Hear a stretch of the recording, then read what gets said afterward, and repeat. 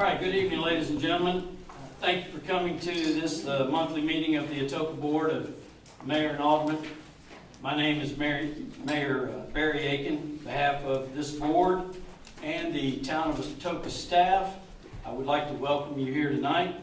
We appreciate that each and every one of you has taken time out of your personal schedules to come here tonight and see how your town government works. When you came into the room tonight, there were two sheets, sign-up sheets. One of them is just to take your attendance at the meeting. There is another one for citizens' concerns if you have something you'd like to address to the board tonight. There is also a copy of the meeting agenda. Hopefully we've still got some. And I would encourage you to get that just so you would kind of be able to follow along with the board tonight as we conduct the meeting. Toward the end of the meeting, there's an opportunity for citizens' concerns, and it is during this time that if you have signed up on that sheet, and anybody that wishes to address the board may do so for 2 minutes. I would ask that you would wait until I have recognized you, and after being recognized, you should come up to this podium right here in the middle, and we'd ask that you just observe 4 simple rules. Number 1, please state your name and your address and where you live. Please address your questions to me. Do not ask questions of the board or the town staff. Now, if necessary, I might ask an alderman or a town staff to answer that or to field some information for that. But please address it to me. Of course, disrespect will not be tolerated. And remember that we are going to try to limit you to 2 minutes so that everybody has time to state their concern and let the meeting move along in a reasonable amount of time. Once the citizens' concern portion is over, the board will proceed to the rest of the meeting's agenda. You are welcome and encouraged to stay and observe, but after the citizens' concern section is over, you will not be permitted to speak at the meeting. We ask everybody to remember that we are doing your business here tonight.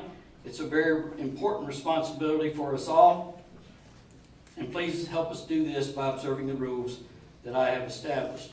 And again, welcome to this meeting of the Board of Mayor and Alderman. We are glad that you're here. And for those that would like to join us, we always open our meetings in prayer. If you would like to do that, we'd ask that you stand at this time. And then after that, we will have the Pledge of Allegiance. Father, tonight we come to you so thankful for the many blessings that you have bestowed not only upon our nation, but our town. Lord, we understand the responsibilities that have been placed on each and every one of us. We are thankful for the beautiful weather that you have brought us. We are thankful for this time that has been given to each and every one of us. And Lord, we are most thankful for sending your Son, Jesus Christ, to pay for our sins. And we ask that you would watch over us all tonight, give us wisdom, and Lord, we are thankful for your grace and your mercy. Amen. Amen.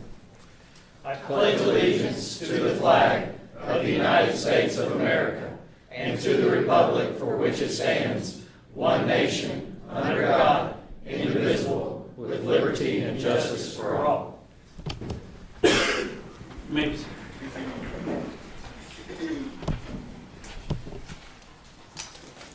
All right, Ms. Town Recorder, if you would, I will call the meeting to order. It is Tuesday, May 9th. The time is 7:09. And would you proceed with roll call, Ms. Debbie? Okay. Of course, we have Mayor Aiken. Here. Alderman Giannini. Here, ma'am. Alderwoman Renfro. Here. Alderman Feldmayer. Here. Alderman Harbour. Here. Alderman Schaefer. Here. And Alderman Pace. Here. Thank you. Thank you, ma'am. We do have a quorum. Everybody here tonight. You have in your packet agenda Exhibit A. We have our regular board meeting of April 18th. The minutes. Motion approved. I have a motion by Alderman Feldmayer to accept the meeting minutes as presented. Do I have a second? Second. I have a second by Alderman Renfro. All in favor of accepting the meeting, say aye. Aye. Any opposed? Meetings are accepted in the record. Exhibit B, we have financial report. Mr. Curtis, you gonna be able to get that up there? Thank you, sir. And Mr. Town Administrator, Chief, please go ahead, sir. Alrighty, good evening, everyone. Our general fund revenues are totaling $6.615 million, so that is our cumulative through April the 30th, and our expenditures are $5.393 million. So we've got excess revenue over expenditures of 1.22, cash on hand at the end of the period $6.35 million. For State Street Aid, again, I'm not spending much money out of this just yet, but we certainly will with the upcoming paving projects. $289,000 in revenue, $86,000 in expenditures. So we've got cash on hand at the end of the period at $436,365. Drug fund, we've gotten $31,695 in revenue, and as of yet have not spent any of those monies. Solid waste, we've brought in $602,000 in revenue, $472,000 in expenditures. So we've got excess revenue over expenses, $129,868. Cash on hand at the end of the period, $258,000. You'll see that number go down next month as we look to make our typical transfer at the end of the budget cycle before the end of the fiscal year. So you'll see that number change in the next couple of months. Our ARPA funds, you can see our revenue, we have spent $175,045 thus far of those funds as part of the ARPA spending plan. So we've got 2.648 left over of those funds. And our investment plan is paying dividends, so we've received $69,048 in investment earnings year to date. That's accruing monthly, and you see the other column there, $87,000. Those are what we expect as the CDs will mature over a 6-month and a 12-month period. Our water fund, our revenues are $1.15 million, and our expenditures 1.10, so we do have positive income of $59,538. And our sewer fund, 1.28 million in revenues, 1.326 in expenditures, so we are still running a negative of $42,829, and our total all funds is $11,866,024.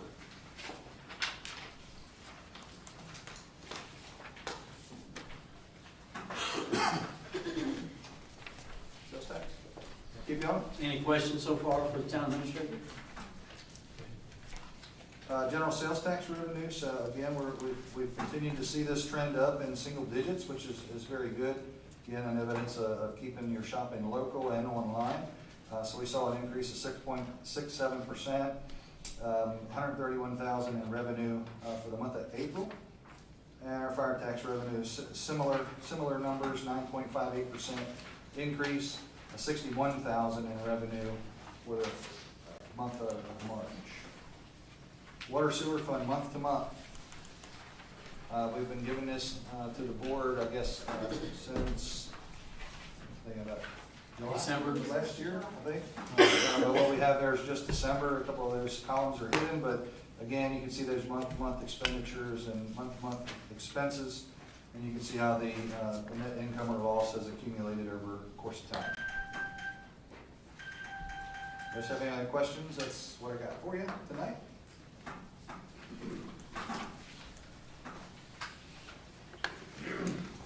Motion approved. I have a motion from Alderman Feldmayer to accept the financial report. I have a second, Alderman Harbour. All in favor of accepting the financial report, say aye. Aye. Any opposed? Financial report is submitted. Going on to our next section, we have old business, none that we have to carry over. So we will get into our next section of new business. And I have a proclamation. I believe you do have a representative here that is here to accept that tonight. Oh, good, great.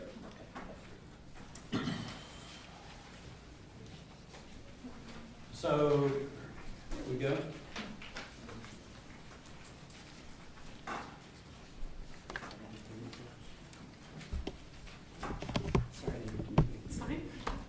You want to tell everybody who you are, or? So my name's Katie. I am with Professional Care Services, and if y'all don't know who that is, we are mental health outpatient, so just like primary care doctor, but for mental health. that's basically what we do. We do therapy, we do medications, we do a little bit of everything for y'all. And Miss Katie is here because what we're doing here, and what I'm reading this proclamation, is we are designated May as Mental Health Awareness Month. And there's some great information here. I know it kind of opened my eyes, but please listen as I read this. Whereas there is a proven connection between good mental health and overall personal health, and whereas 21% of the U.S. adults experienced a serious mental health condition in 2022, which is often defined by psychotic disorder, bipolar disorder, or severe anxiety, or an eating disorder that significantly impairs functioning. And whereas young adults, 18 to 25, have the highest rate of experiencing any mental health concerns, and that's 30%, 30.6%, and the highest rate of serious mental illness, 9.7%. And whereas in 2022, 15.3% of U.S. veterans experienced a mental health condition such as PTSD or depression, and I'm just going to say it, it's not in here, but our firefighters last month, one of the things that the state of Tennessee just did was some big PTSD for firefighters. So even though that wasn't listed in here, that is something else going on there.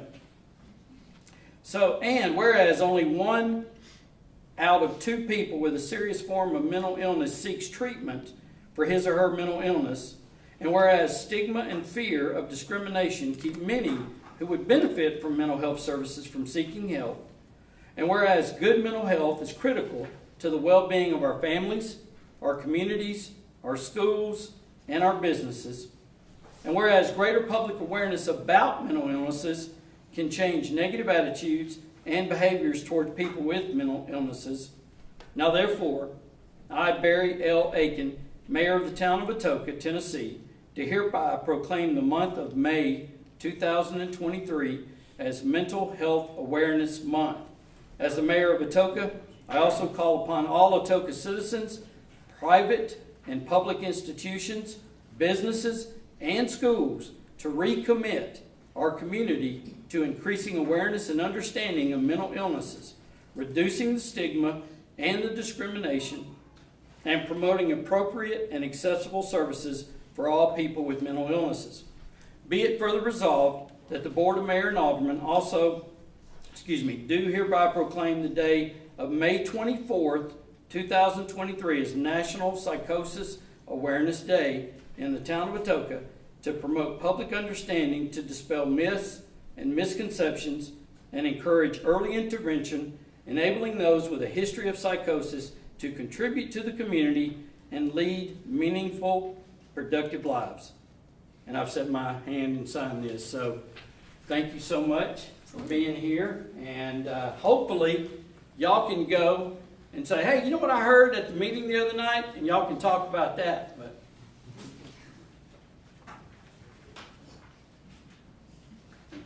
Absolutely. Thank you so much. you want to say anything else about your services? All good? That's good. That's about Okay. it. All right, thank you.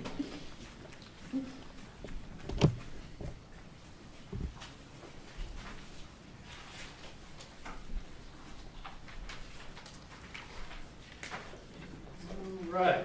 Next, we have ordinances and resolutions, Exhibit D in your packet. We have an ordinance for first consideration talking about our amending of our fees. Mr. Town Administrator, you want to expand upon that? Sure can, Mr. Mayor. So that ordinance, basically it seeks to revise the language for setting certain town fees via resolution. We also recognize that the water and sewer fees and other court fees, et cetera, must be adopted by ordinance. There are other fees that can be adopted by resolution. And so we're allowed by law, we're going to set those fees by resolution should the board allow it. And we've got an agenda item that's just after this resolution that has a draft on it, so that would be the resolution to adopt the fee schedule. And we'd look for that to maybe be tabled after action on the first reading of the ordinance. So for tonight, what we're doing with the ordinance, is there any questions? I got a question. Can we, which I know is Exhibit E, can we do the E before D is on second reading, or? I don't think so, because I think giving you changing some of that language in the ordinance, because some of those fees are in the ordinance currently, but they don't have to be set by ordinance. So I think the board would want to consider adopting on first reading and then bring that resolution back at the second and final reading, yes. Oh, okay, gotcha. Yes, sir. Gotcha. I just didn't want to double feed it. I don't want somebody to fall in the middle of it. Gotcha. Do I have any objections to reading the ordinance by title only? Hearing none. Ms. Town Recorder. An ordinance to amend the Atoka Municipal Code related to various fees, rates, and other revenue structures. I would entertain a motion for Exhibit D. Make a motion to be approved on first reading. I have a motion by Alderman Feldmayer. Do I have a second? Second. Are there any other questions, discussions? Town attorney, any thoughts or concerns with this?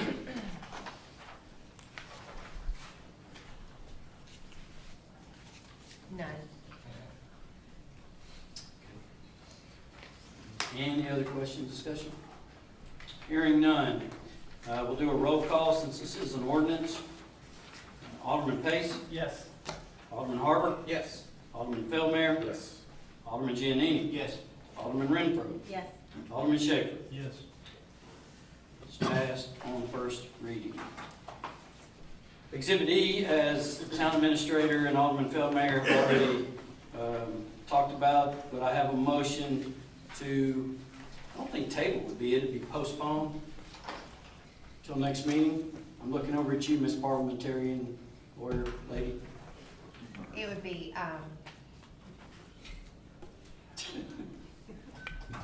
Defer. I think it's deferred.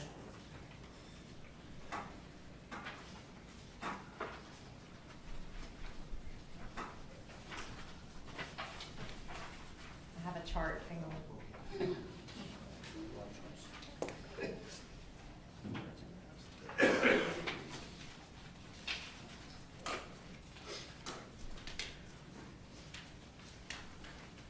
It's to table. I thought table, you had to take it back up in the same meeting, but I look to you. I motion to table the resolution of Exhibit E. We have a motion to table Alderman Feldmayer. Do I have a second? Second. A second by Alderman Renfro. All in favor of tabling resolution Exhibit E until next meeting, say aye. Aye. All opposed? So carries. Exhibit F in your packet. We have a resolution approving an agreement for bookkeeping services. Mr. Town Administrator. I'm gonna let our town reporter get that All right. explanation on the finance. Each year, we have a resolution for bookkeeping services for the fiscal year '23, and this resolution approves an agreement between the town and William Harmon for bookkeeping reconciliation services. This is a one-year agreement. The hourly rate it remains $95, the same as previous year. Make a motion to approve. We have a motion to approve Exhibit F, resolution concerning William Harmon bookkeeping services. Do I have a second? Second. Have a second by Alderman Schaefer. Any discussion? Ms. David, you enjoy working with Mr. Harmon, that you do work with? 200%. That's a lot. It's a lot. I hope he didn't hear that. Pardon? I hope he didn't hear that. He may go up on us next. All right, any further discussion? All in favor say aye. Aye. Opposed? Resolution carries. Exhibit G in your packet concerning an agreement for our fiscal year, it says 2022. Is it correct, 2023? We'll change that. It is fiscal year '23. I have '23. 23, 24. Are you looking Yeah, at- I'm looking on the, It's 22, 24. yeah, okay, it's just a title thing. Anyway, go ahead, Miss Town Recorder, you gonna handle this one too? Mayor Aiken, I'm sorry, before we get to Exhibit G, did the Alderman want me to draft a contract for Mr. Harmon? We have a contract from Mr. Harmon. I've got the letter agreement. That's what we have been using for all the years he's been doing business with us. Does the board feel that we need a contract, or do we just keep our agreement with Mr. Harmon? It's a question to you. I'm fine keeping the agreement, but, I mean, I have not reviewed it. I can, I just have not. Nobody had asked me to review it, so I've had to. It's the same agreement we've had for 10 years with him. all right, well, we've approved it, read it, and if there's anything out of the ordinary, you know, please advise, bring it back. All right, thank you, ma'am. So this is Exhibit G, resolution with our other audit services. Mr. Recorder, you are town administrator, whoever wants to talk about it. This is the resolution approving an agreement for audit services. We're required by the Comptroller's Office to have a letter of engagement before the start of the audit for the fiscal year of 23. This is the standard agreement that we have provided, and it is approved by the Comptroller's Office. The fees have gone up slightly for fiscal year 24. Fiscal year 23 is 21.25. I had that wrong. 22. Fiscal year 22 was $250, and fiscal year 23 has gone up to $22,000. Plus, now there is a crosswalk that is now required by the Comptroller's Office. So that's an extra, a new service that they'll have to provide for the audit to the Comptroller's Office.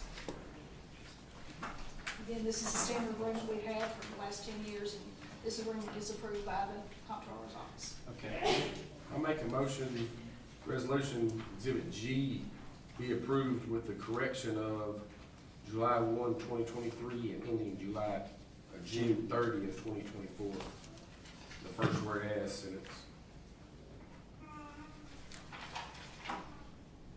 Okay, noted. I will make that correction. Second. All right, we have a motion by Alderman Feldmayer with the stated changes. We have a second by Alderman Giannini. Any other discussion?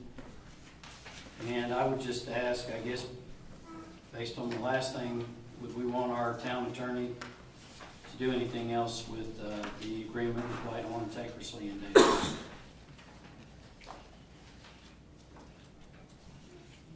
It's up to y'all. Have you reviewed this one at all either? No, sir.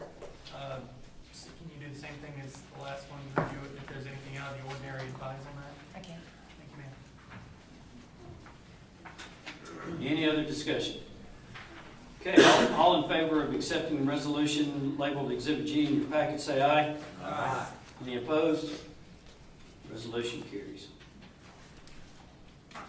Exhibit H. We have a resolution talking about the park and regulations, rules and regulations concerning the splash pad at Walker Park. We have Ms. Dorothy Isbell, our Parks and Rec Director. All right. Okay, so the first page is pretty much the same that y'all have already approved before, just the basic rules and the hours we're going to be open.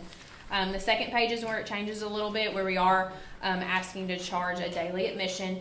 There will be a flat fee for everybody for a daily admission, but we are asking to do for season passes, there will be a resident pass, and then there will be a non-resident pass.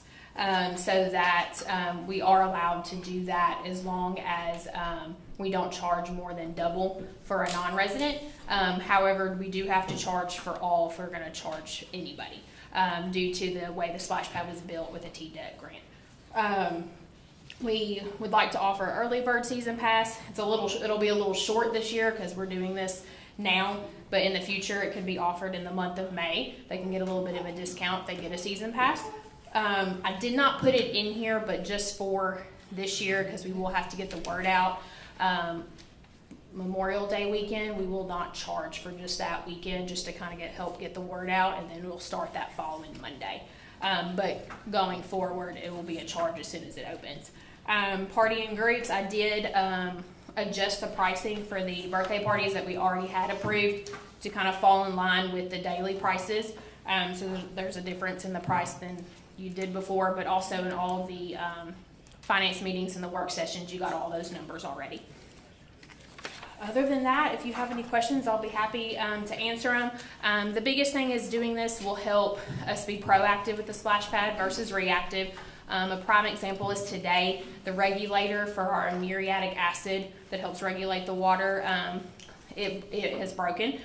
We tried it at the splash pad last week, it worked, and then when we tried it out today, it was not working, and that part alone was close to $600. So that just gives you an idea of when parts break, we don't know when it's going to happen, that it is very expensive. So it's kind of hard to be proactive on what those costs will be. So a charge into the splash pad will kind of give us an idea of some guaranteed money to put directly back into the splash pad to make it nice. We're on our 10-year anniversary and nothing major has been done to it other than when parts break here and there. Do I have a motion to accept the resolution as presented? Motion to accept the resolution as presented. Thank you, Alderman Renfro. Do I have a second? Second. I have a second by Alderman Schaefer. Any other discussion? How do you, Ms. Dorothy, how are we going to promote and get this word out in all of our venues that we have available to us? Yes, so it'll go out on social media, it'll go on our website. We can also, when people Google the splash pad, we can update Google to show that we have a charge. Also, I plan to send out flyers to the schools because we'll do our end of the year flyers for our summer camps and everything already to get it out to the Tipton County schools. My main goal is to get the ones inside Tipton County to know, and then the ones that come from outside of Tipton County, hopefully they'll check the website before they come. If not, it's a very low price of $2, so they'll either decide to stay or go back wherever they came from. So the main goal is to let Tipton County know as much as possible. So we'll do some little extra advertising more than usual to do that. And just for total transparency, clear as a bell, what will an Atoka family pay maximum? So it's $2 per child. So we're not charging the adults, it's only per child to get in the splash pad. Season pass. A season pass is $40 for up to 4 kids, and then $10 more for every kid after that. So $40. And if they get an early bird, It'll actually $10 off that? be $30. Where do I get my season pass at? So you'll have the option to do it from home on MyRec, where we do all of our online registration site, and then you will have to come by Town Hall and pick it up, or you can come in, we'll register them through MyRec. Myself, Maggie in the office, and all the ladies up front will know how to do all that. And we've already kind of came up with a plan. Again, this is new to us, so we may tweak it a little bit as we go, but we're going to get cards made to make it as fast as possible and self-laminating sheets, and we'll give, put their name on it, the information we need for the worker to confirm that it's them with their ID, and it'll be laminated so they can put it in their wallet. Any other discussion? We have a motion, we have a second. All in favor of accepting the resolution, say aye. Aye. Any opposed? Resolution carries. Exhibit I, we have a bid award for Betty Boyd Culvert. Mr. Town Administrator. So yes, sir, you've got a couple of culverts here on your list. I know we put these out for bid. These are some that definitely need to be replaced. And you're looking at Betty Boyd culvert for Exhibit I, and we received one bid for that, $74,513.75. Was within what we expected as far as the amount. But as you go through the other couple of bids, I guess the direction that we would need if the board is desiring to award all the bids is how we would like to pay for all of those. So we've got a couple of ideas, but we can discuss that as we move on. So we're going to do these one at a time? Yes, sir. All right, so you have in front of you Exhibit I, you have the price, you have the bids. Do I have any recommendations on that? Motion approved it. Second? I have a motion by Alderman Feldmayer to award the bid, a second by Alderman Giannini. Any other questions, discussions? I think the administrator's talking about how we're gonna pay for it. Want me to talk about that? I would Some love it. ideas, need some more direction from the board, really, it's gonna be some tough decisions as we deal with these and more that are coming in the future. So we've got Grace Avenue culvert, which has been awarded, at the last meeting, that was $48,348. You're considering Betty Boyd, Claire, and Walker Parkway coming up, so those total $330,000. We've got Edith Lane culvert, which is, the road is closed currently. Bids are due on May the 17th, so we don't know what that's gonna come back in. And we've got one other culvert that we expect to put out for bid, but has not been released yet, and that's Kings Drive.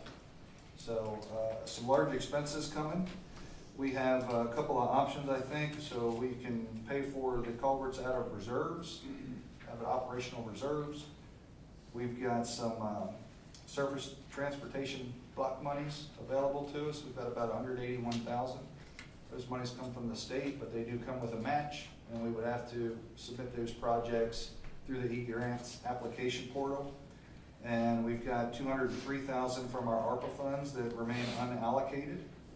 And of course, with all of these major expenses, we've discussed as part of the budget and from the finance committee, et cetera, about in the future, a stormwater utility ordinance. So that even if a stormwater utility ordinance was going to be implemented today, those monies wouldn't become available until in the future. So those are just a couple of options and ideas that town recorder and I have discussed. Willing to take direction from the board. Administrator, if we pay for these out of current reserves, can we still apply for the matching grant? We can. That way we're not waiting. You can pre-spend the money. I don't know the answer to that, but I wanna take back my guess. I'm not sure. We've got money in reserves to cover all of these, the $330,000, if that's the board's desire. I don't think that it takes very long to get an answer for the E-Grants or the SDP monies. So I can work with TDOT or, work with Director Yarborough and go through TDOT to see how those things pan out, what the timeframe would be. It'd be 181 match. It's a Or up to. percentage match on whatever you're applying for as part of the project. So I want to say off the top of my head, it's like a 10% match, which 181,000 is not a lot, but I'd rather pay 18,200. Yeah, so those monies they come to us on an annual basis. We're looking at probably another 155 coming to us by September. But we've got to apply for those projects. And these may be, good possibility these are eligible for that. I would be good with applying for those if we can pre-spend the money. Okay. Because the road's gonna have to be, County road's gotta be fixed. it's gotta be fixed. It won't be long, we won't be able to get up leads. Yep. So we've heard from Alderman Feldmayer. Do I have a consensus from the board for the town administrator? I agree with Alderman Feldmeyer. I'd like, it's gotta get done. I'd like to see if we can get the grant, but at this point, we've gotta spend it. If we can get the grant and get reimbursed, that'd be great. Well, is it something that the board might want to consider, the primary paying for it out of reserves, but also applying for the grant, and then I can get back and see how long it would take to get the money, through the grant Yes. application Yes. process? That might be a 60 or 90-day process. Yes, I think that's the direction I'm Yeah, me too. Okay, so we have a motion. Do we have a second on this, awarding this bid? Mr. Harper, okay, Alderman Harper. Brett. Keep me straight, which one was you? All right, so we have a motion from Alderman Feldmayer, we have a second from Alderman Giannini to award, we're gonna take these separately, so this is strictly talking about Betty Boyd in the amount of $74,513.75 to be paid as directed to the town administrator, what we just talked about. All in favor of approving Exhibit I, say yes. Yes. Or aye. Aye. All opposed? All right, Exhibit I. Exhibit J, we have a very similar thing with Clare Drive. We have a culvert on Clare Drive. Mr. Administrator, anything you want me to handle it, or you got it, or what? No, same situation. Money came in from one bid, 163,308 and with 45 cents. And also, that was below what we expected, projected cost to be, just slightly. But it did come in at an expected level of cost for the project. So the same financial discussion would apply. So I would entertain a motion to award Exhibit J to Bluff City Construction Company in the amount of $163,308.45. So moved. Have a motion by Alderman Harper, have a second by Alderman Feldmayer. Yes. All in favor of awarding Exhibit J to Bluff City Construction, say aye. Aye. All opposed? Okay. And the last one, we have Exhibit K in your packet, Walker Parkway Culvert Replacement. Bluff City Construction was the only person that bid. The amount is $44,379.15. We have a motion for Exhibit K. Make a motion. Second. Have a motion by Alderman Feldmayer, have a second by Alderman Pace. Any other discussion? All of these to be paid as we directed on the first one. Okay, all in favor, aye? Aye. Any opposed? It's done. And one thing I guess I would add, these big steel galvanized culverts, probably all put in around the same time. They're going bad at the same time. And I believe, correct me if I'm wrong, but we're gonna fix it the way it should be done. We're gonna put concrete box culverts in there. For any of y'all that may have been wondering, we're not gonna throw some galvanized steel that 20 years from now is gonna have the same issue, so. Mr. Mayor, can I ask one clarifying on Walker? I am not sure about that. So just a couple months ago, we did the paving and repairs on the roads, and I know Walker Parkway from Mead Lake to Rosemark was on that. Can we make sure that that culvert is replaced before they go through and add that new layer?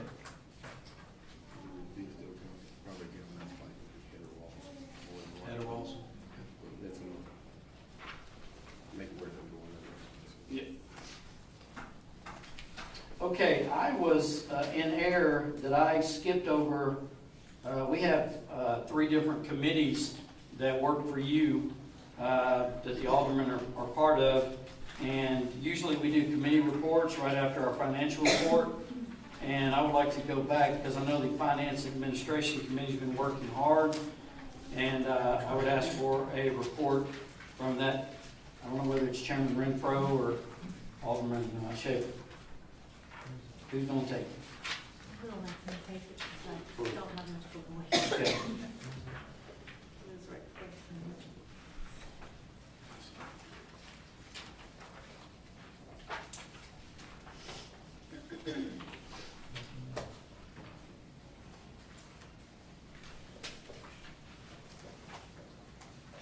All right, we met last week, we had a work session with all the aldermen. A few of the things that we reviewed in that session were a stormwater utility ordinance. Due to the population, we will be required by the state to pass an ordinance and set stormwater fees for both residential and commercial properties.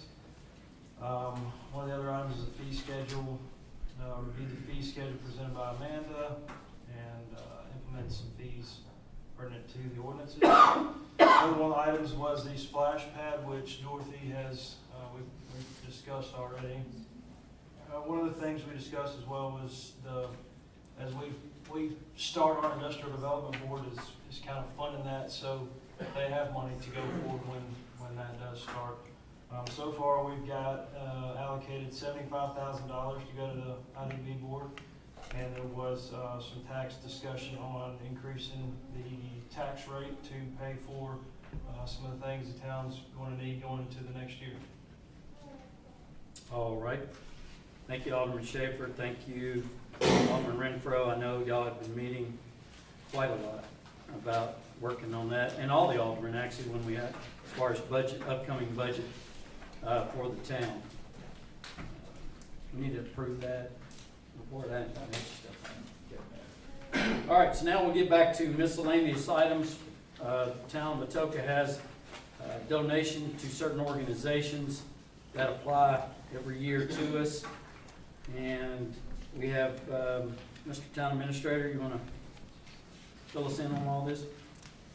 I've got several applications for donations to nonprofit organizations. You have those in front of you. They're required to come to the board and substantiate their request. And we would include any of those requests that were approved in the budget. How much do we have in the budget to? I believe it's about 7,000 is what we currently have proposed in the current fiscal year 24 budget.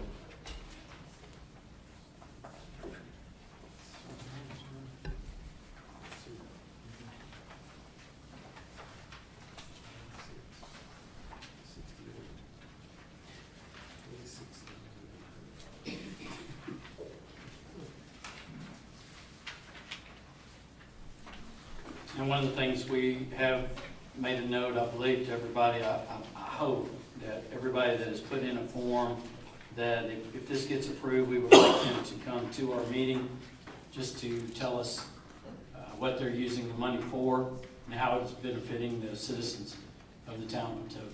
Mayor, there's several of those individuals here tonight. Oh, great. Okay.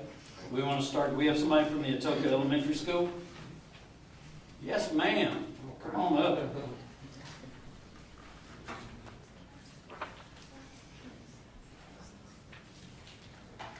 How are y'all?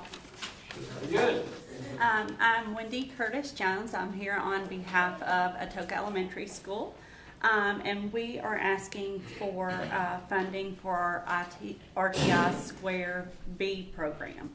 So Atoka recognizes the academic and behavioral deficits that they are related. While much focus is on academics, Atoka Elementary also believes that students require instruction and behavioral interventions to be successful academically. The RTI B squared framework uses evidence-based and problem-solving approaches to address student behavior. It focuses on teaching students appropriate behaviors as opposed to punishing inappropriate behaviors. The RTI squared B framework follows a tiered approach depending on the needs of the student. Mostly we use a tier 1 and tier 2 approach. Occasionally we might have to go to a tier 3 approach. But the tier 1 system for behavior is acknowledging the students and how they exhibit positive behaviors. Focusing on those positive behaviors creates a safe learning environment for those students. A key feature to the tier 1 is providing behavior-specific praise when students are engaging in appropriate behaviors. Atoka Elementary does this by implementing a conductor cash system for which we reward those students who are displaying appropriate behaviors. Students that have received 5 conductor cash may trade in those conductor cash and choose items from our conductor card. The Tier 2 approach addresses the needs of the students that are struggling behaviorally, socially, and emotionally. Tier 2 interventions are provided in addition to Tier 1 supports. Interventions at Tier 2 target students' identified areas of deficit. For example, self-management, coping, and organization. The goal of Tier 2 intervention is to address students' needs and teach them socially successful behaviors before inappropriate behaviors create major concerns. In this tier, we implement mentors to each student who meet with the student twice daily. We meet with them before school, discussing their goals for the day, their behaviors, and then we meet with them again at the end of the day. And so we discuss, where they did well throughout the day, things that they did wrong throughout the day, and how to address those issues if they were to come up again. In addition to discussing the behaviors that were inappropriate, we also reward those behaviors that are positive for the students. Atoka Elementary has been implementing this framework for several years and has been very successful at it. So I can speak for this year. This is my first year there. It greatly benefits the students there. We have several students who are ready to graduate Tier 2 and go back to Tier 1. So the behaviors have drastically improved over the course of the year. So that's it. Anybody have any questions for Ms. Jones? Ms. Jones, you said, it says approximate number of people served by this program. Ms. Rose put 850, is that? Yes. The total students? So all of the students are in Tier 1. So every single student, 850 students, we do provide Tier 1 instruction to every one of those. For the students who do show behavior problems, that we do move them to Tier 2. So not only do they receive Tier 1 instruction, but they also will receive Tier 2. Okay. Okay. All right, thank you, Ms. Thank you so Appreciate much. it. Do we have somebody here from Carl Perkins Center? Hey, welcome. Come on up. Thank you. I'm Laura Kraft. I'm on the board at the Carl Perkins Center. Kayla had something else to do tonight, so she couldn't be here. The center, we provide support for children and parents, children that have been abused. We try to improve the quality of life of both the children and the parents. We work with them as a family. We're involved in the investigation process, the treatment process, then the prosecution also. The funds that we're requesting, that $2,000, would be a part of our operating expenses, which would be for utility bills, maintenance, and insurance, and that sort of thing. The board, we have about 20 members on our board that we do fundraisers, and we raise money to be used directly to the children and the families. So the money that we're requesting is actually for to keep the building open. And we're serving children all over the county. It's got on here 200 plus. Right. Okay. That's children, so the number would go up if you include siblings, Yes. parents, that sort of thing. Anybody got any questions for Ms. Kraft? Thank you. Thank you, ma'am. CASA of Tipton County. How you doing, sir? Okay. My name is Jim Reese. I am a CASA with CASA of Tipton County. Nina, who is the director, can't be here. She was injured, so she's out. We use the funds that we requested for operating costs to keep CASA open and keep it operating. To pay utility bills, or we don't have utility, but phone bills, the like. Mr. Jim, yes, before sir. you keep going, could you tell everybody what CASA stands for? Oh, certainly. CASA stands for Court-Appointed Special Advocates, and as such, we work in the juvenile court system. We're appointed by Judge Peeler generally to the cases for kids that are going through the juvenile court system and become into the foster system through no fault of their own. And the CASAs make it a point to visit with the children in foster care at least once or twice a month, sometimes more. And we make sure that the kids are receiving the proper care that they're supposed to get. We make sure that the court orders are being followed the best that we can, and we report all that back to the court system. And they review our reports, our recommendations, our issues and concerns, and about 95% of the time, the court system takes our recommendations into consideration and put them into effect. So currently we have around 30 children that we're taking care of in the foster system.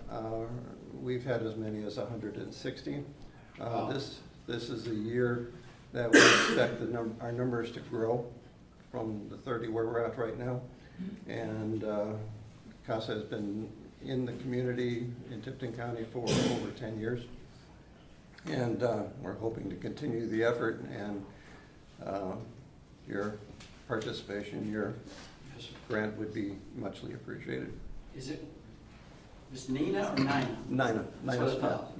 She did a great job at the first Friday, not this current one that just happened, but last month, and did a great job of just telling everybody what y'all did, stressing that y'all are always looking for volunteers. Right. And it just seems like a great program. I've done this a time or two, okay, twice now. Nina's had way more experience doing it than I have, so. Well, she did the same thing you did. She got up and started saying CASA, CASA, CASA. She never said what it stood for. So I had a little pre-notice there. I wanted to try to catch you. Thank you for pointing that out. Any questions for Mr. Jim? Thank you very much, sir. Sure, thank you. Appreciate it. We have a Mumford Home Run Booster Club. Nobody here from them? You got a shirt on. I am football though. Yeah, baseball for him. They put your name. I'd rather give it to football.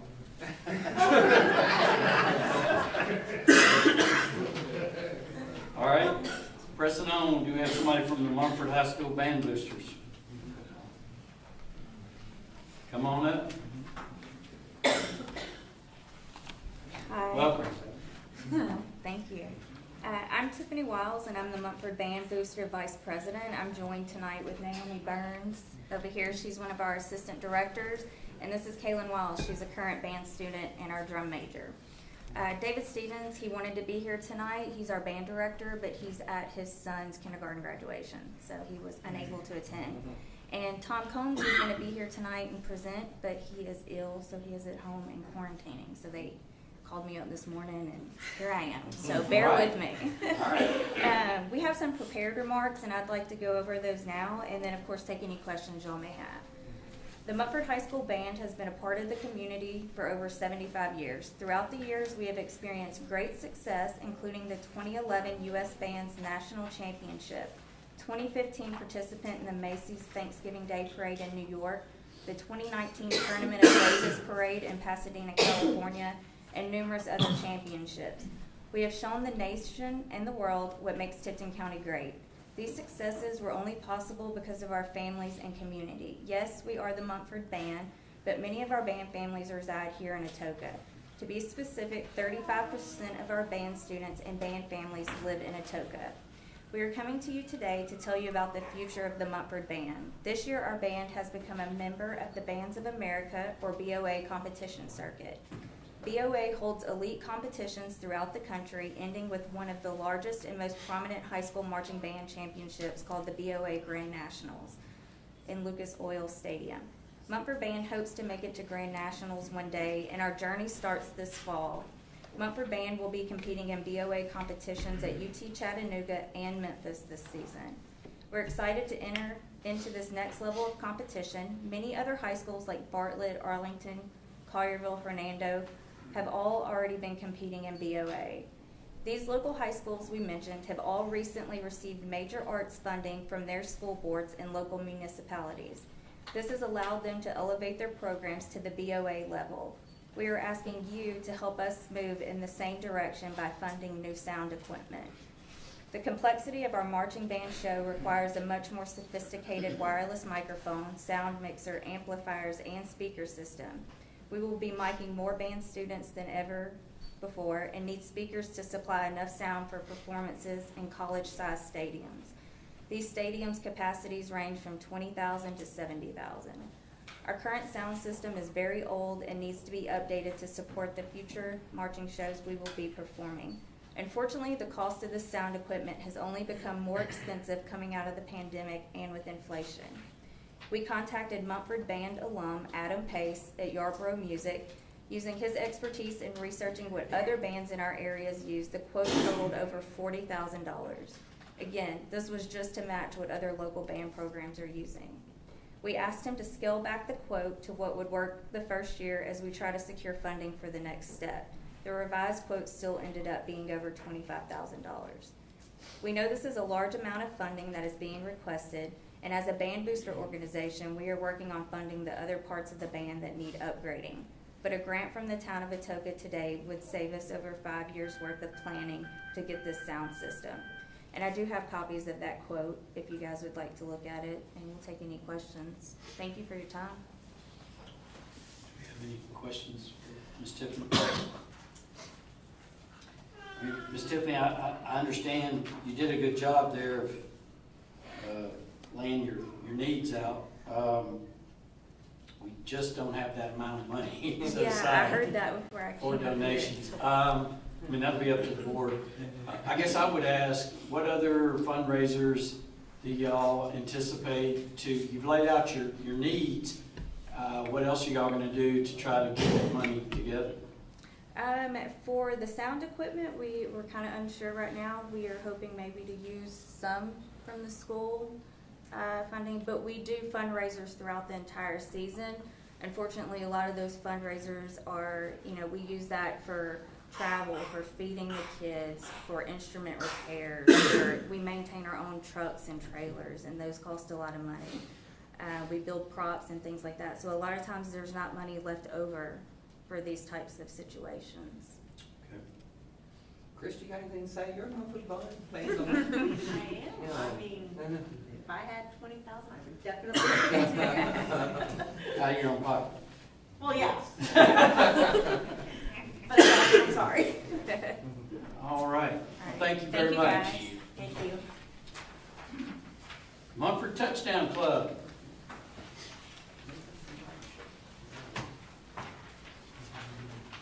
Hello, my name is Buggy Johnson with the Touchdown Club. What we use the donations for is recertification of helmets, equipment for the boys. During the summertime, we supply a lot of hydration stuff for the boys. During the summertime, shoulder pads, helmets, recertifications, that all has cost, and the Touchdown Club usually does. You see the car washes up here on Saturdays and everything. We do a lot of fundraising, and any donation is greatly appreciated. Mr. Johnson, do you know what percentage of Atoka people are part of your this football team? I don't know of the percentage wise, no, sir. No. But you got here number of people served, about 80? About 80. Yes, sir. Any other questions for Mr. Johnson? Thank you, sir. Thank you. All right, board, I would entertain a motion if y'all want to, I don't know how y'all want to do this. Normally, do we keep the amounts the same, or they typically vary? What have we done in the past? I think they typically vary. They typically are the same. Oh, they are the same. Atoka Elementary and CASA has been the same. I think Carl Perkins was $1,000, now they've asked for $2,000. We haven't had a request for a band in a number of years. And the Touchdown Club, I don't recall what we paid. It seems like it was $500 or $1,000. In our budget, you said 7,000 this year? Yes.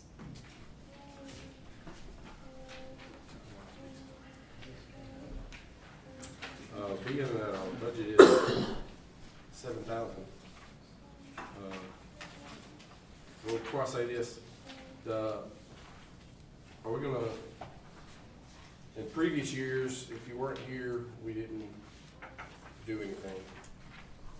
We're gonna give the Home Run Booster Club, see if someone come next week or next month, or, I know we've, in the past couple of years, we've requested someone be here if you want to get money.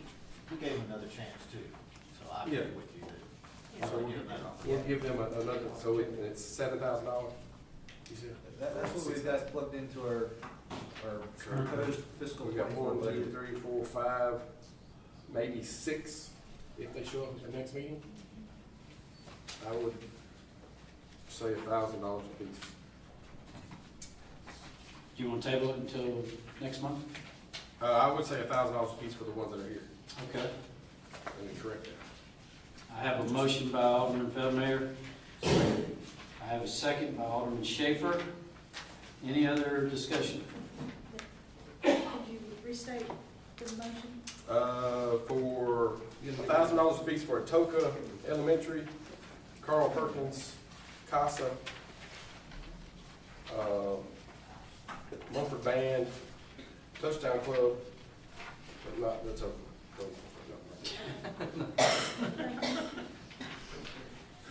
And And we'll let, discuss it next month. Mumford baseball booster home run come next month. If they would.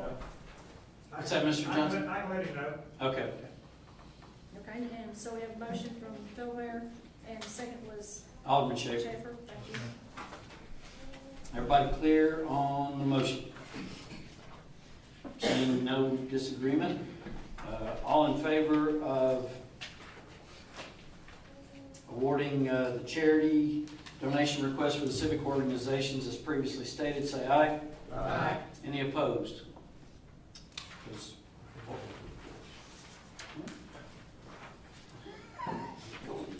Okay. All right, we're going to get into departmental reports. Our first report is from our... Oh, I'm sorry, Miss Rosemary. We have a Miss Rosemary Posey from the South Tipton Chamber of Commerce. She's going to address us tonight and tell us what the South Tipton Chamber does for us. Thank you, Mayor. Thank you, Board. Thank you for allowing us to come here tonight. The Chamber is handing out what actually is a membership application. I'm not giving you a membership application. The reason I'm giving it to you is because it gives you an overview of the Chamber. On one side, it talks about our mission, which is to strengthen and support our community by promoting business growth, education, and economic development. And then on the other side, it talks about businesses. If you want to truly be successful, invest in your future by connecting with other business leaders. That's kind of what we're all about here at the Chamber, is business, because business is what grows our community. And if we can help our businesses, that's what we want to do. I bring you greetings from Matt Cox, who's the chairman of our board. He wanted to be here tonight, but he has a daughter and a stepdaughter who are going into high school, so they are involved in orientation today. Let me give you briefly a little bit of history of the South Tipton County Chamber for those of you who do not know.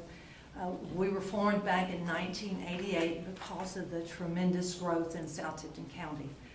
If you remember back in that day, we were the Tipton County was the 5th fastest growing county in Tennessee, and the fastest growing county in West Tennessee. And the majority of that growth was in South Tipton County. Now what happened, most of our people were coming out of Memphis. As you know, they were coming for our schools for low taxes, and they were crossing that county line and stopping. Now, it's not that they had anything against Covington or Brighton, it's just they wanted to live in Tipton County, but they wanted to stay as close to Memphis as they could to enjoy all the amenities that Memphis had to offer. So, the Covington Chamber had been in existence at that time for about 30 years, and they were organized to bring jobs to the community, and they've done a great job of that, and they still do that. They have a great industrial development board up there. When all of these people moved into South Tipton County, they had jobs. They were working in Memphis, so they had different needs. A chamber is set up to meet the needs of a community, and that's why the chamber was formed. When we polled these people, their interests were quality of life issues. They were more interested in good roads, parks, recreation, things for their kids to do. And so that's why the chamber was formed, to meet those needs. Now, we are basically the front door to welcome people to the community. We don't get as many calls as we used to about the community because, quite frankly, everything is on the internet these days. They can find out a lot about us and just by looking on the internet. As Mary Akins talked about earlier, one of the best things we do, we have the largest networking opportunity in the county by far, and that is our First Friday Coffee. It's held, of course, the first Friday of every month, except when it's not held on the first Friday. A lot of times we have snow or we have something else that comes up and we don't have it. It is one of the only places in the county that you will have individuals, businesses, municipalities, financial organization, government officials come together simply to talk about what's going on in the community. And it's quite possibly the only opportunity that many people have to meet with their government officials.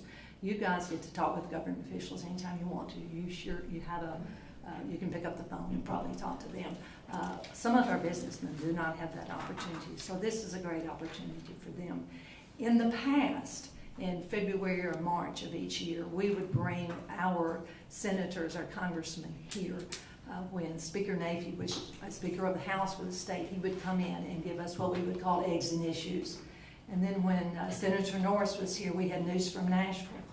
Right now, we're very fortunate that our senator and our representative both live in Tipton County.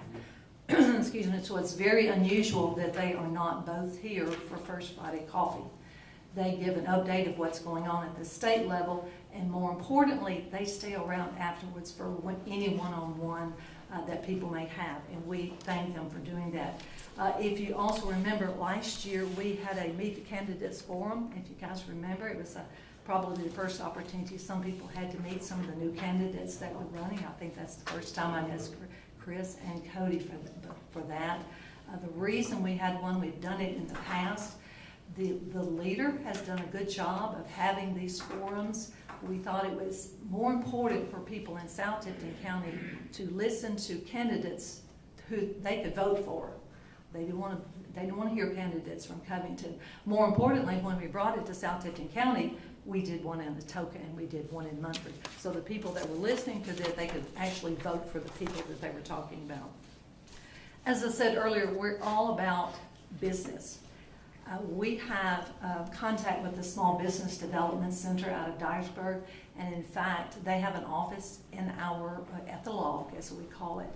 Van Wiley is their representative, and he meets with people monthly and sometimes weekly to help them set up a business.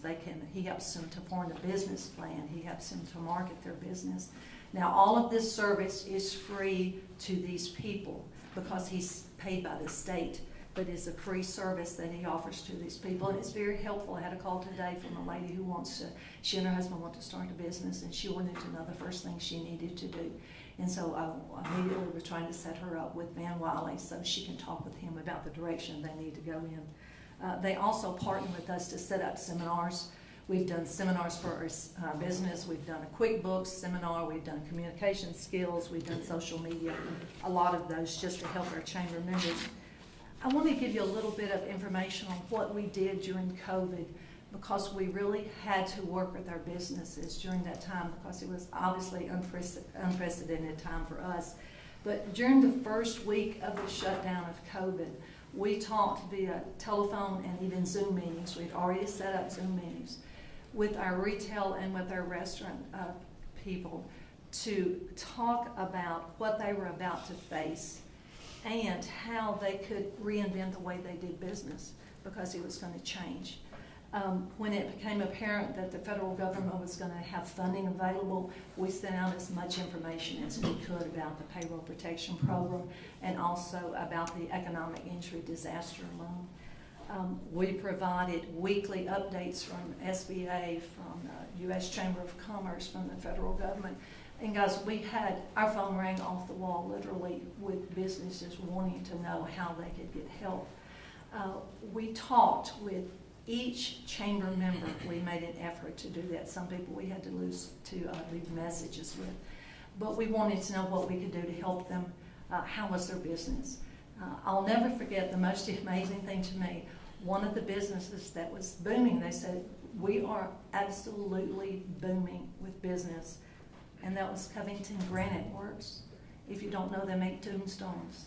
They said when they came to work, they had people lined up in cars ready to buy a tombstone. Now, I have no idea if they've been waiting to buy a tombstone for grandma or what, but during the pandemic, all of a sudden it was an urgency to buy tombstones.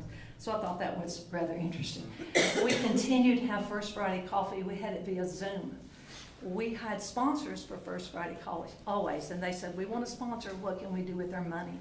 So what we did is we would have 40 people on the Zoom call, and we would ask them to just send us a text with their name in there, and we awarded all of that money to them for chamber checks that they could actually spend in the local businesses so we could get some money into those businesses.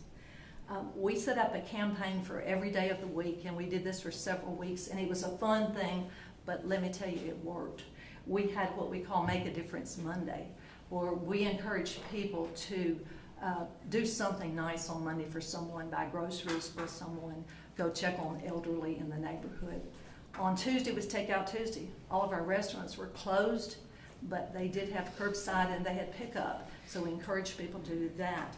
On Wednesday, we called it Woohoo Wednesday, and what we encourage people to do is to write 3 positive Google comments about local businesses. Then we had Talk to You Later Thursday, which meant please go to our local businesses, whether it's in person or online, buy a gift certificate. You can use it later, but that's putting money into their pockets right now because they were all in desperate need of customers.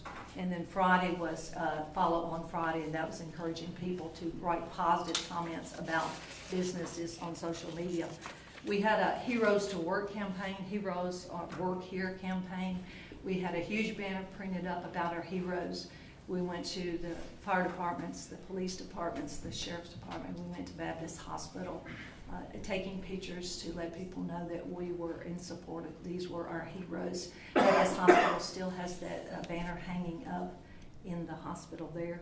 When it announced that businesses would be open, we immediately printed up signs that said open for businesses, and we sent all of these, went to visit all these businesses, gave them signs along with guidelines of how they needed to open up their business.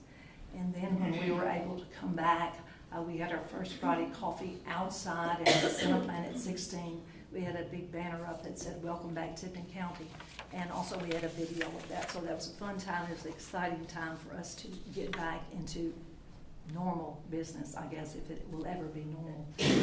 Another thing we're involved in is education and workforce development. We have a Student of the Month program, which is sponsored by Patriot Bank, where we recognize a student each month during the school year from Munford, Brighton, and Tipton Rosemark Academy. And then at the end of the year, we have a Student of the Year breakfast, and each a student from each school is awarded a $1,000 scholarship. This year, one of the administrators commented that they thought our Student of the Year program was the best program for seniors in Tipton County, so we were proud to hear that. We continue to work with the county. We did this year for the Pathways to Possibilities, which is an 8th grade career expo that introduces 8th grade students to a variety of opportunities for them in the future. We recruit teachers and speakers for the capstone class, which is the career readiness class. We promote and we try to recruit readers for the Arise to Read program, which is to get students on a reading level by grade 3. We work with the American Jobs Center to post all the jobs that are available in Tipton County, and we've had job fairs with them. We continue to work with Robin Seeley, who is with the Workforce Development, to assess the needs of the county for workforce development. We have our total leadership class. Ms. Amber's part of our leadership class this year, and Chief McMillan back here. We have been doing this for about 20 years, and I think it's an exciting time. It introduces our people to Tipton County, teaches them about Tipton County, and they make a lot of contacts that they can use throughout the years. We also partner with Cineplanet 16 for free movies. We spend a lot of time marketing. We try to market our community. We have just produced a new digital marketing piece with Younger and Associates that we'll be sending out to various retail. We are a member of the International Council of Shopping Centers, which is a retail establishment, and we have, we've been to Atlanta, we've been doing retail development for years and years. I know it doesn't seem like it, but that's constantly what we do. We've met with retail that are looking to come to Tennessee. Those are the businesses that we would talk to. We are also a part of Retail Lease Track, which is basically a database of retail across the United States with all of their contact information and all of their requirements, because they certainly have a lot of requirements. What's ahead for us as far as the chamber is concerned? One thing I would like to tell you, we were not able to have our fishing derby this year. We've had a fishing derby for almost 30 years. at Glen Springs Lake and Drummond's, the lake is closed. The lake itself is not closed, but the store, somewhat of a concession as it is, the man who operated it had died. And so when we contacted Tennessee Wildlife Resource Agency, because this is huge for South Tipton County, I don't know if any of you guys are fishermen, but there are a lot of people that were there. During the pandemic, we had people coming from Memphis constantly out to the lake, so it's a pretty big thing. We found out that the application process for running this concession has actually been changed. And so they're trying to get things set up where people can apply for this. I was down there the other day and there were people everywhere. It's just that the store itself is closed. So we were working with them to get that set up. We just partnered again with Cineplanet 16 to have free kids movies this summer. We do that 8 weeks out of the year in the summer, June and July, and we do it Tuesday and Wednesday of each week. And the movies, as I said, they're free. We have people coming from all over for those movies. Of course, it's free to parents too, and grandparents. We actually have some people that bring their kids both days just because they want to. We are partnering again with Baptist Hospital for a lunch and learn seminar. We'll be doing that soon. We are launching a new Shop at Home campaign with Lamar Advertising. You know they do billboards, so we'll be doing a new billboard with them. We're partnering with the Better Business Bureau and the Small Business Development Center to bring seminars to the area for our people.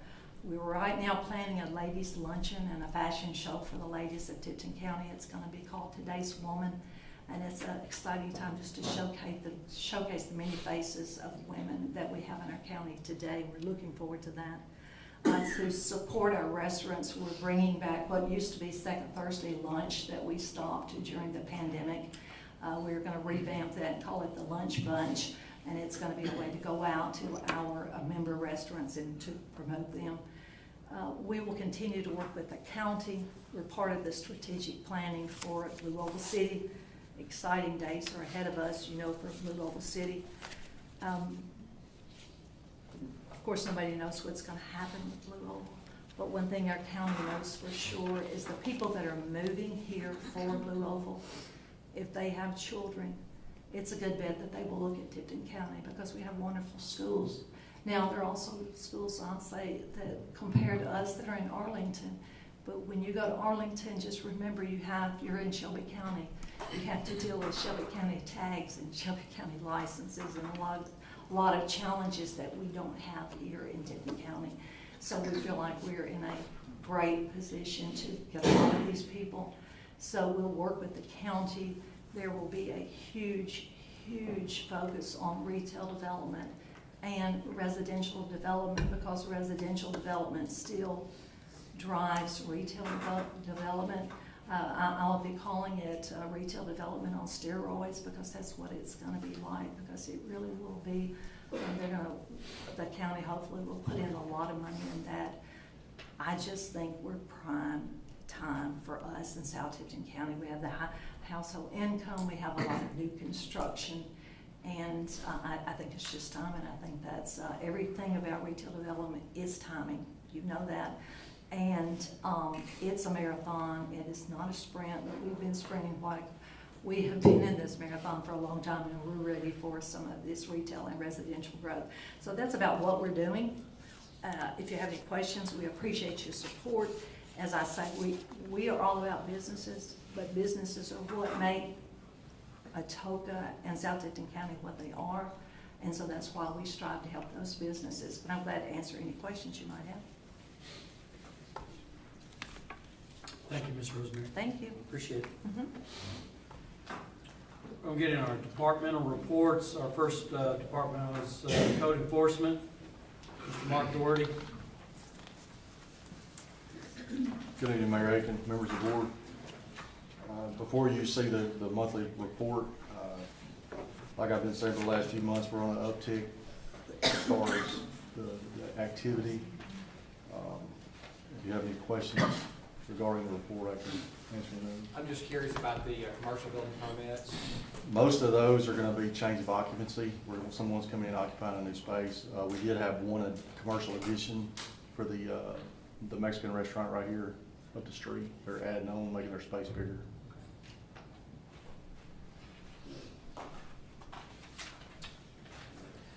Do you have any more? Thank you, sir. Fire Department, Chief McMillan.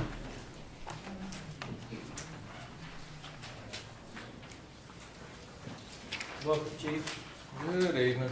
We got your normal monthly reports, y'all can take a look at. They generally stay about the same month to month. We've got total number of calls that we made in the different districts. Didn't do any inspections this month.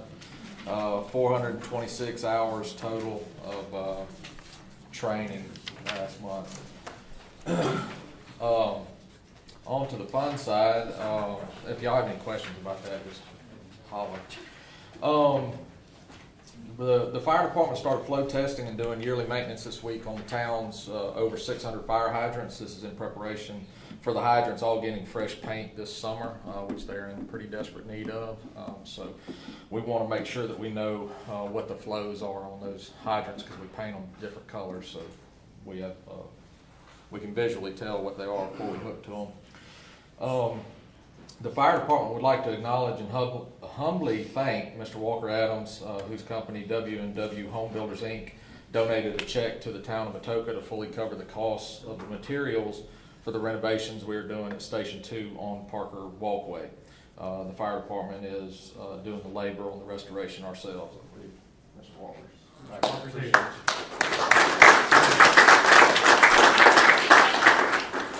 We got one application for a part-time firefighter position. He's an EMT basic, and he currently works for Memphis, so he's going to start helping us out part-time. The fire department had our state paid bailout and egress training this month, provided by the Tennessee Codes and Enforcement Academy. This was some mutual aid training that we did with Munford and Brighton. Ashley Strickland, 911 and County Dispatch, had an after-action review of the recent tornadic event that hit Brighton, and coming obviously at the county EMA building, going over what went well and what didn't. A lot went well that day. There were a few things that did not, and we're trying to flesh those out so we can do better next time. Lieutenant Chance Hall and his wife had their baby. This is the third baby since I got here in August, so I'm having it water tested at the fire station, but we're real happy for them, as normal. And that's it. You got any questions? Chief, I understand you did some mutual training with Shelby. Tell me Yes. to kind of check out some of their. Yeah, apparently there was a little bit of a rift in the past, possibly between Shelby County and ourselves. Some folks that didn't get along too well. So they had reached out to us in Munford very recently to try and mend some of those relationships. So we went down there on 3 different days and just kind of mingled. And everybody knows everybody, but just trying to reconnect in case we need them or they need us. So it's a real good deal. Chief, is that your new badge on tonight? That is my new badge. So they just came in? Yeah, they did just come in today. So we got new badges. We redesigned the badges and the patches at the fire department. Are you all doing a blessing of the badges like the police department soon, or? We are not. Okay. We are not doing that. And it was at the renovations are at Station Walker 2, Parkway, Walker Parker Walkway. Yeah. Sorry. I was just making sure. There's a new street. He was at Culver. Well, I figure with the new culverts, we just rename them. I mean, Thank you, Chief. yes, sir. We have our Atoka Parks and Rec Director, Ms. Dorothy Isbell. We get to see her twice. Yeah, so most of my business was done with the splash pad. Maggie did want me to tell everyone that we are having our end of the season tournament for soccer and softball this weekend. We are doing a gate at softball, so if anybody's interested in being a volunteer and working the gate for a couple hours, we would greatly appreciate it. And you get to come check out all of our lovely girls that play in our league. We did a mid-season tournament and it went spectacular. So we're really excited for the end of season tournament. This is something new we've added, and also for soccer too. We'll have some food trucks at both. I believe Chick-fil-A is going to try to come out to Walker, and then we'll have an ice cream truck. And then over at Nancy, we will have a couple vendors grilling and chilling, I believe, and then Nana's Shaved Ice. Other than that, that's all I have. I thank you guys for working with me on the splash pad. I'm really excited to show you some new things that's going to happen with that since we have that opportunity now. And other than that, I'm good unless you have some questions. Thank you, ma'am. Atoka Police Department, Chief Anthony Rudolph at the podium. Good evening. In front of you, you see the stats that go all the way up to the end of April. I'll just highlight a few things for you. Our Part 1 crimes, the things that we report to the state, were up 11. And you can see 3 of those were auto thefts. Those are actually some taken without permission, some juveniles taking cars from their parents. And of course, but those all have consequences with those that have been dealt with. Larcenies, you can see the larcenies are up a little there. Theft from motor vehicles, we pushed out something recently. Piggybacking, excuse me, off the sheriff's post recently about leaving stuff in your cars. Typically what most of these individuals are doing is they're trying to come in through the neighborhoods at night, check in to see who's left their doors unlocked and see who's left goodies in there for them, usually in the form of guns and money and ashtrays and such like that. So we haven't been affected too terribly bad as some other places have, but we're vigilant towards that. But it's in the red, so you can see there's a slight increase. Vehicle parts are some of the catalytic converters. Of course, we've seen some of those. And so over to the next page, you can kind of see that we've had 1 weapons arrest. That it was in relation to someone who was DUI, and some drug narcotics are creeping up a little bit as well. And also, just an honorable mention, again, our calls, you can see that the calls are still a little higher than they were last year. So in the last couple of years, they're increasing overall. Other than that, we had 3 new hires. I wanted to have them here for you tonight. One of them's actually, I kind of asked them to be here, but obviously the call load has got them out there in the field somewhere. So, but we do have 3. One in particular, I was pleasantly surprised at the graduation. They asked me to be the commencement speaker there for the Memphis graduation.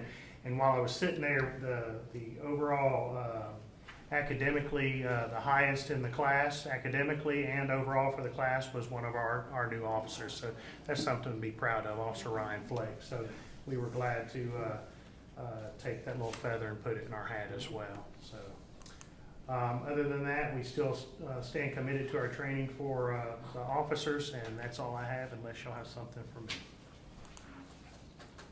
All right, thank you, Chief. And our Public Works Director, Mr. Director Yarbrough.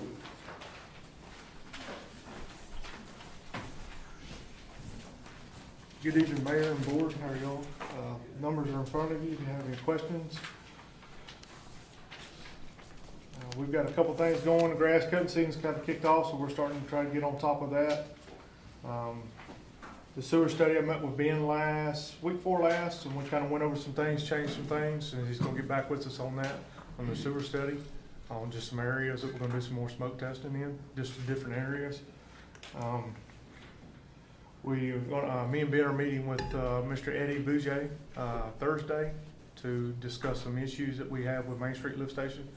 We have BAM coming in tomorrow to pull the pumps and install us a diesel pump to help with more flow, push out more head for it. And other than that, that's about it. And we have an interview set up next week as well too for one potential hiree. Mr. West, I had a citizen ask me actually today about what's the status of paving. Paving, okay. Lane finally got with me just this evening. They're going to start saw cutting tomorrow and the next day, and hopefully start doing the dig out and everything next week. They're on another project, Climber is, so it's kind of pushing them back with the rain, which we really ain't had none, but it's kind of pushing them back. But they're hoping at the end of next week to get started on the digging it out, saw cutting as well. So, okay. Yes, sir. So, when should they see new blacktop? I don't know, but I will find out. Okay. Yes, sir. But it is in progress. Yes, sir, it is in progress. Yes, sir, and I've been talking with Lane, trying to get with him about every day, getting an update. Okay. Yes, sir. Any other questions for Director Yarbrough? Thank you, sir. Thank y'all. Have a good evening. We have miscellaneous items from the mayor, board of aldermen, and town administrator. I'll start out, just a memorandum that affects our town staff. The Tennessee General Assembly via SB 0269 proposed that June 19th be known as Juneteenth. The bill was signed by Governor Lee on May 5th, 2023, pursuant to the Town of Atoka Personnel Regulations, Section 6.4 Paid Holidays, which states that the Town of Atoka observes holidays in accordance with the Tennessee official state holidays. Therefore, the Town of Atoka will recognize June 19th as Juneteenth, a paid holiday for town employees. Town hall offices will be closed on Juneteenth. So, I think that's all I got. Board of Aldermen. Mr. Town Administrator. A couple of very brief items. One's just a reminder about our budget work session on the 16th, so next Tuesday at 5:30, to discuss the budget further. And then I wanted to see if the board had a feeling on when a special called meeting would be for the first reading of the budget. So I know we've got to have some, I think it's 10 days, Ms. Debbie? At least 10 days in between. And our June meeting is, should know that, June 13th. So we're getting close on that. If we go too much further beyond the 23rd of this month to have our first reading, then we will likely have to push our second reading of the budget after our regular scheduled meeting in June, or just reschedule the June meeting. So just wanted to put that on your radar to see if there were any thoughts or feelings about the special called meeting. I'm good with the 23rd? 23rd, That's a Tuesday. if y'all are. Yeah, I'm good. Yeah. That was what I had suggested. Okay. It was Miss Debbie's idea. That's right. Good job. There you go. Try Or to the keep- try to keep 25th. us in line for, For the PZA on the thing. 23rd or the 25th. So 23rd at, y'all tell me, 6:30, 7 o'clock? Early? Earlier, better. Early the better? I'm good with 10 in the morning. Sounds good. Gives me time to talk on Tuesday. So 6 o'clock, 6:30? 6 o'clock, Mayor. All right, 6 o'clock on the 23rd, Mr. Administrator. Okay, thank you. Okay. We'll get that advertised. And you touched on the Juneteenth, thank you for that, Mayor. And then I believe, Mayor, you had mentioned for some rules, Robert's Rules of Order for June the 1st, some MTS training. I think some of the board members had replied that they had accepted that. And I know that we're going to be doing more of a group viewing, if you will, probably in the conference room or down here. So I just wanted to get confirmation on what board members were planning to attend, because there's utility training credits available for that. So if whoever's going to be attending, we want to make sure that you get the required credits for that. So it's June 1st, and it's online, so it's 5 to 6:30 p.m. Central Time. June 1st, Thursday. what's the time? June 1st, 5 to 6:30, 90 minutes.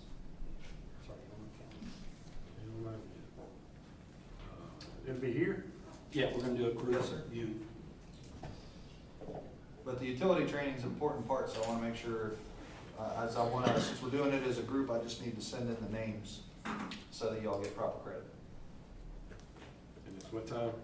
5 p.m. to 6:30. I'll be here. I plan on being here.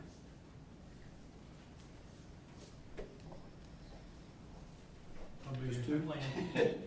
Okay. I always forget to hit the little button on these emails you send. Yeah, I'll be here. I'll be here. I'll be here. Okay, so everybody. Christie? Yeah, might be a few minutes late. All right. Okay. And I think that covered what I had. I'm not sure, got two people for comment, Mayor, but there were several people that signed up on the other, so I don't know if you want to give an opportunity for if somebody else maybe didn't sign the comment sheet. Okay. So we're getting in our citizens' concerns like I talked about at the beginning. I've got Mr. Darrell Walker is on here. My wife signed the wrong paper. All right. What's done is done, Mayor. You gotta say something. You gotta say something. You get old, when you get old, you lose your teeth and you lose your memory. All right. Hey, everything's good. Miss Jackie Walker, or is that the same? Same thing. Okay. Was there somebody that might have had the opposite, like you signed the other one thinking that was it? Okay. We did have a question that was sent to, I believe everybody got it, Mr. Brian McDaniel. Chief Rudolph, I'm going to have you ask you to come up here. I'll just read Mr. McDaniel's question that he would like brought up at the meeting. He said, no crossing or police presence directing traffic between 7:15 and 7:45. He doesn't say AM or PM. Or where? I'm just reading it. And our surrounding cities have that. We have hired a constable, which is Mr. Curtis, but not present. I understand a lack of officers, but when they are present, they are running radar only, which is not helping, because the days that they are not present, people still fly.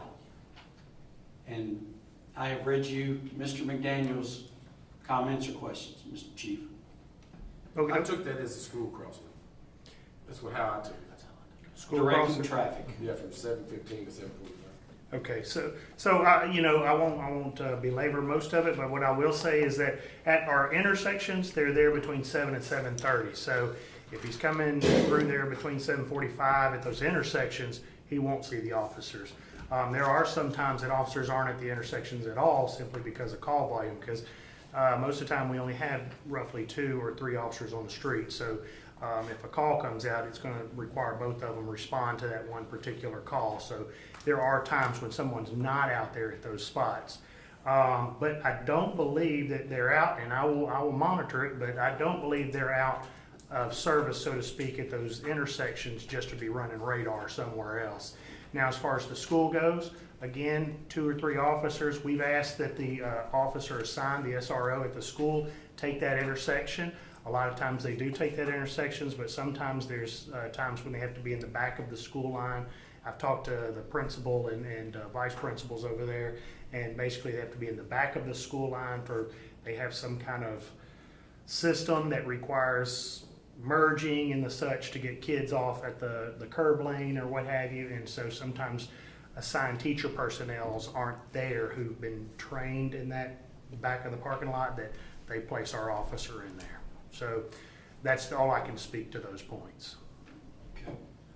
Mayor, if I can just point out also that the constable is an elected position. Absolutely. And it's not paid. He pays for all his equipment himself. He's doing this for free. It's volunteer, completely volunteer to help us out. I've seen him direct yes. traffic many a time. Absolutely. Thank you. And we're grateful for that. Yes, sir. Thank you, Chief.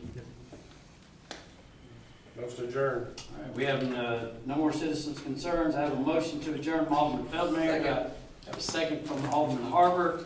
All in favor of adjournment, say aye. Aye. Any opposed?